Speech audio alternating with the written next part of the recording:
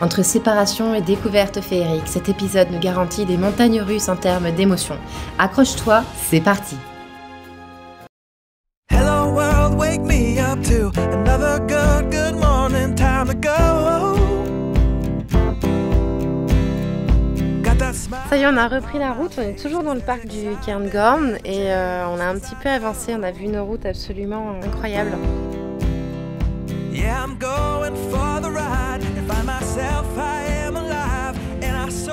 Nous sommes tombés sur la première vache des Highlands qui est magnifique. Et la pauvre, elle me fait mal au cœur, j'ai l'impression qu'elle a vraiment chaud quoi. Il fait des températures pas normales pour cet endroit en plein été. Un petit mouton à côté aussi qui cherche l'ombre, ça me... tu sens qu'il respire fort et je sais pas, ça me... Je sais pas, je me raconte peut-être n'importe quoi. Ça me fait un peu de peine de les voir souffrir de la chaleur comme ça quoi. Ça va donc être l'heure de partir vers une nouvelle destination. Un des endroits les plus connus d'Écosse. Nous, personnellement, ça nous fait ni chaud ni froid. Oui, voilà, ouais, on y va parce que... Ça parle de monstres et de l'eau et de l'orque. Vous connaissez Nessie. Voilà, on va voir si on va nous prendre des Nessie pour des lanternes. Nous sommes du coup en train de quitter le Cairngorm Park. On n'est pas resté plus longtemps dans ce parc parce qu'on a vraiment hâte d'arriver dans le nord et sur l'île de Skye. On se dirige, comme on a dit, vers le Loch Ness. Et sur la route, on découvre encore un paysage incroyable, vraiment. C'est merveilleux, c'est une route merveilleuse. Oh, c'est tout mignon.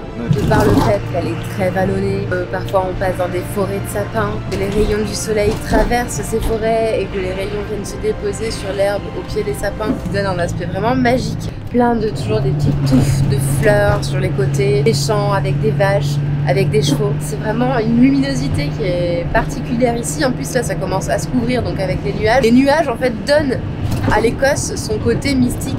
Quand c'est plein soleil c'est sympa, mais j'avoue qu'avec les nuages ça donne une autre luminosité qui est encore plus jolie.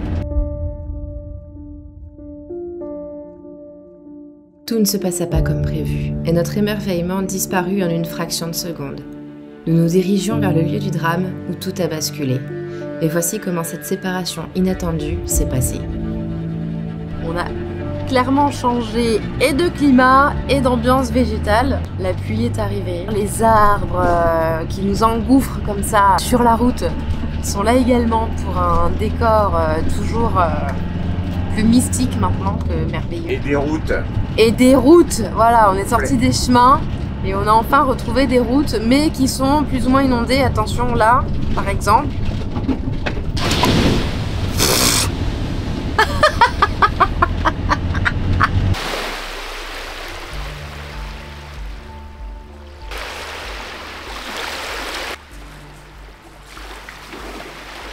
Vous l'aurez compris, nous sommes bien arrivés au Loch Ness. C'est pas Bora Bora? Là on arrive, on a bien... Pas du tout. Ah, j'ai cru voir un truc mais... La couleur des cailloux qui sont brun foncé avec la luminosité, les montagnes autour, les nuages et tout. Faut dire que cet endroit prend vraiment toute sa grandeur et toute sa force sous cette luminosité là et sous ce temps là.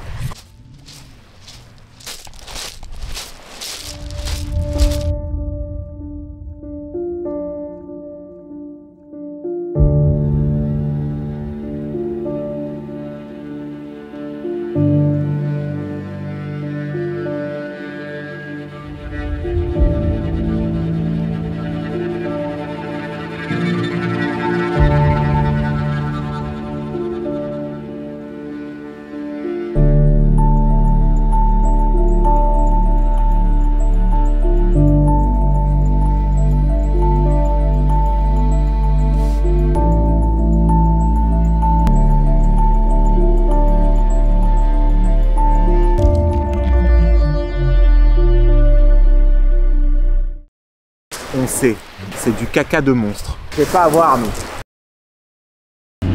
Bon, ben cette petite vidéo pour vous dire qu'il nous est arrivé un souci. On a perdu le drone. Le drone a fait un amérissage dans le Loch Ness. Donc ben plus de drone. Voilà, je suis triste, Xavier triste, nous sommes tristes. Parce qu'on avait tous nos fichiers dedans, on a réussi, on va essayer d'en récupérer qui étaient enregistrés sur nos téléphones respectifs. Mais les plus belles images du parc du Cairngorm, par exemple, bien, on les aura en basse qualité. Voilà, donc du coup on voulait passer une soirée au bord du lac et demain on va pas y rester, on va aller essayer de voir où est-ce qu'on peut trouver du matériel pour remplacer le drone et puis voilà. Voilà. C'est abattu, pensant avoir perdu tout notre travail, que nous cherchions un endroit pour nous trouver un nouveau drone. Et bingo, nous avions trouvé, mais à un prix exorbitant car il faut compter 30% de plus avec le taux de change euro-livre.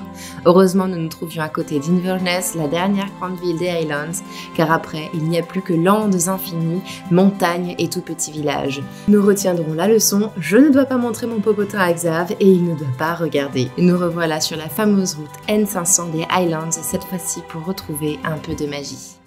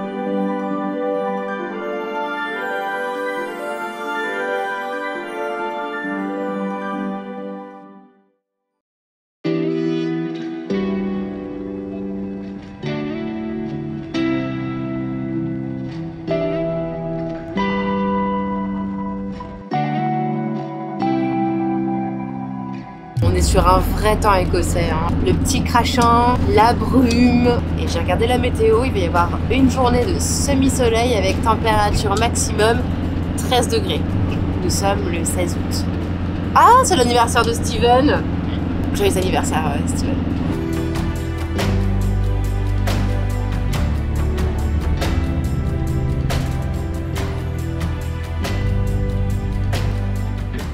Nous venons d'arriver à Wick. Wick, c'était l'ancienne capitale administrative de cette région des Highlands, et plus précisément dans le district de Caithness. Il y a du ciel bleu. Non mais il s'avère que bon, le destin fait que notre camping-car est là, juste derrière là-bas, c'est un restaurant français. Ça fait 1 mois et demi qu'on n'a pas mangé français. Voilà. Alors on va voir comment on peut manger français en Écosse. Bord de l'eau. Au bord de l'eau. Au bord de l'eau.